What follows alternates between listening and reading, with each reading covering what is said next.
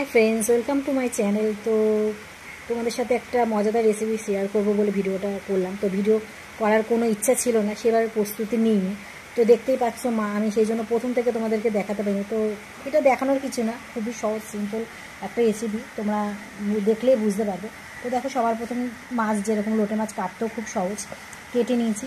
কেটে নুন হলদি মেখে নিয়ে তার মধ্যে দেখো একটা ডিম ফাটিয়ে দিয়েছি। প্রথমেই বললাম যে ক্যামেরা করব, সেই প্রস্তুতি নিয়েছিলাম না। তো হঠাৎ করে মনে হলো যে যখন লোটে মাছটা করছি তখন তোমাদের সাথে ভিডিওটা শেয়ার করি। তো সেই জন্য আমি তোমাদেরকে ভিডিওটা করছি। আর আজ কতদিন ধরে দেখো আমাদের এখানে ভালোই বৃষ্টি হচ্ছে, আজ 3 দিন ধরে দেখতেই পাচ্ছ সমানে সারা দিন মানে বৃষ্টি হয়েই যাচ্ছে, পুরো একদম স্যাঁতস্যাঁতে পরিবেশ। আর বাজারেও সেরকম মাছ ওঠেনি বলে কর্তামশাই আজকে লোটে মাছ এনেছে, তাই এই লোটে মাছের রেসিপিটা তোমাদের সাথে শেয়ার করি। তো চলো রেসিপিটা দেখো, আর তোমাদের ভালো লাগলে লাইক শেয়ার করতে কিন্তু ভুলবে না।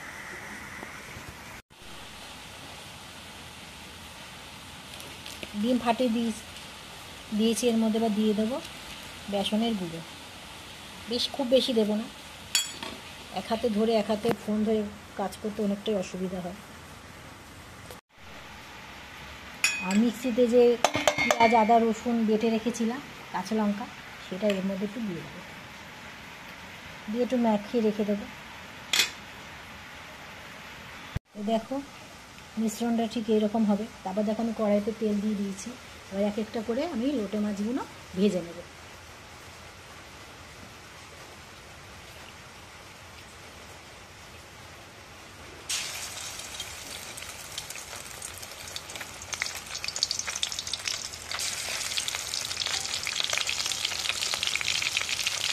কিন্তু লোটে মাছ খুব নরম, আমি একবারে বেশি দেবো না, 2-3টে করে দেবো।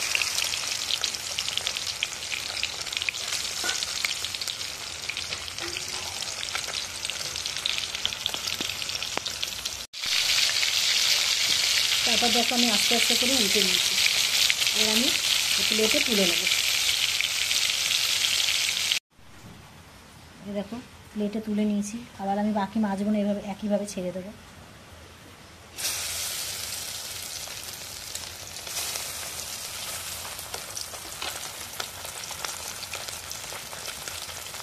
একা একা ফোন ধরে ক্যামেরা করা কী যে কষ্ট, যারা একা হাতে ভিডিও করে তারাই জানতে পারবে। তো কোনো কিছু যদি আমি একটু মিস্টেক করি তোমরা কমেন্টে বলো, আমি তোমাদের কমেন্টে উত্তর দিয়ে দেবো। কারণ এক হাতে ফোন ধরে আমি ভিডিওটা করছি, একটু ভিডিও এদিক ওদিক হতেই পারে, কিন্তু তোমরা একটুখানি প্লিজ মানিয়ে নিও।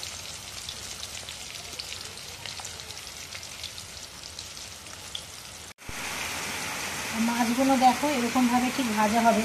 আর বাইরে এত জোরে বৃষ্টি হচ্ছে, আমার সাউন্ডেরও অসুবিধা হবে, তোমরা একটু প্লিজ মানিয়ে নিও। তো দেখো, আর এই দেখো আবার মাছ ছেড়ে দিয়েছি। তো এই মাছে তোমরা বিকালবেলা চায়ের সাথেও এরকম পকোড়ার মতো খেতে পারো। তো যেহেতু আমি এটা দুপুরে ভাত দিয়ে খাবো, সেই জন্য আমি একটু মশলা দিয়ে রান্না করবো। আর দেখো, যেহেতু টমেটো দিতে ভুলে গেছিলাম বলে টমেটোটা আবার আমি মিক্সিতে আলাদা করে পেস্ট করে রেখেছি। এই টমেটোটা এই মশলার সাথে আমি মিশিয়ে নেব। মানে এটাতে রয়েছে পেঁয়াজ রসুন আর কাঁচা লঙ্কা, আর কালারের জন্য একটুখানি সামান্য আমি লঙ্কার গুঁড়ো দেবো। আর এটা হচ্ছে টমেটো পেস্ট। তো চলো রান্নাটা এবার শেষ করি।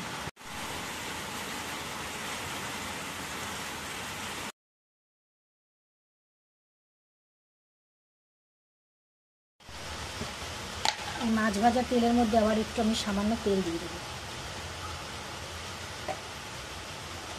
এবার আমি দিয়ে দেবো যে দেখো পেস্ট করে রাখা মশলাগুলো আর বলতে হবে না, কী কী তোমাদেরকে বলেই দিয়েছি কী কী আছে।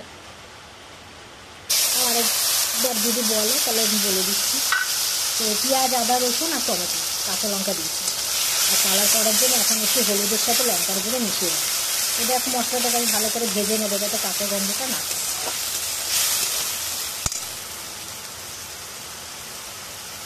দিয়ে দিলাম একটু নুন,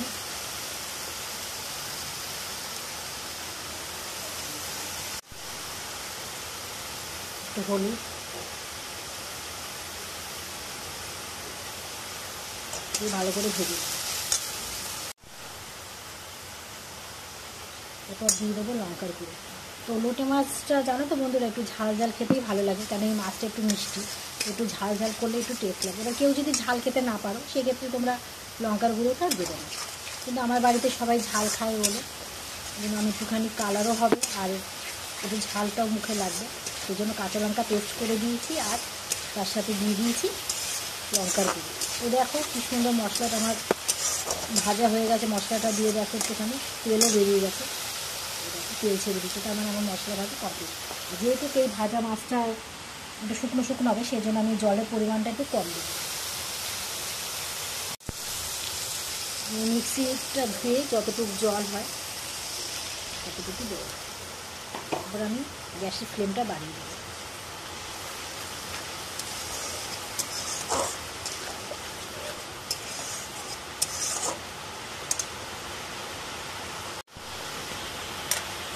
ঝোলটা দেখো আমার ফুটে গেছে, এবার আমি ভেজে রাখা মাছটা দিয়ে দেবো।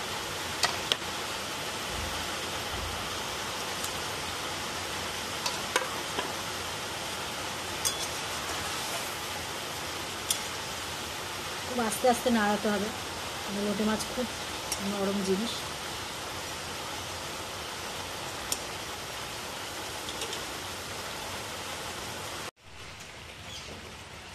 নামানোর আগে দেখো ঝোল আমার ফুটে গেছে, এটা একটু মাখা মাখা হবে। নামানোর আগে দিয়ে দিলাম আমি একটু ভিনিগার আর একটু সামান্য সয়া সস। ব্যাস আমার রান্না কমপ্লিট। তো তোমরাও বন্ধুরা বাড়িতে বানিয়ে ফেলো।